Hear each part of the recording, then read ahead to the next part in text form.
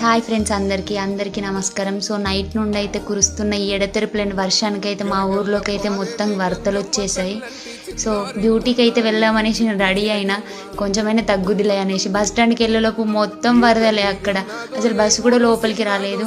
ఇక కాము ఇంటికి వచ్చేసా. ఇంకా నేను ఇంటికి వచ్చి ఫోన్ ఓపెన్ చేసేసరికి ఒక్కొక్కరి స్టేటస్లు అయితే మోగిపోతున్నాయి. ఈ వర్షం ఎఫెక్ట్కి అయితే నేనైతే డైలీ వెళ్ళి వచ్చే వే అన్నమాట అనంతరం రోడ్డం, జగిత్యాల డిస్టిక్. సో అక్కడైతే ఒక పెద్ద వాగు ఉంటుందండి. సో ఆ వాగు అయితే హెవీ వర్షం కొట్టిందంటే ఖచ్చితంగా రోడ్ పైన నుండి హెవీ ఫ్లోయింగ్తోనైతే వరదలు అయితే వచ్చేస్తాయి అన్నమాట. ఎన్ని గవర్నమెంట్ చేంజ్ అయినా ఆ వాగు అయితే అక్కడ ట్రాన్స్పోర్ట్ కోసం అయితే ఎంత ఇబ్బంది అవుతుందని తెలిసినా కానీ ఏదో నార్మల్గా నామకే వస్తుంది, మరమ్మతు చేపిస్తున్నారు. సేమ్ అదే ప్రాబ్లం అయితే రిపీట్ అవుతూనే ఉంది.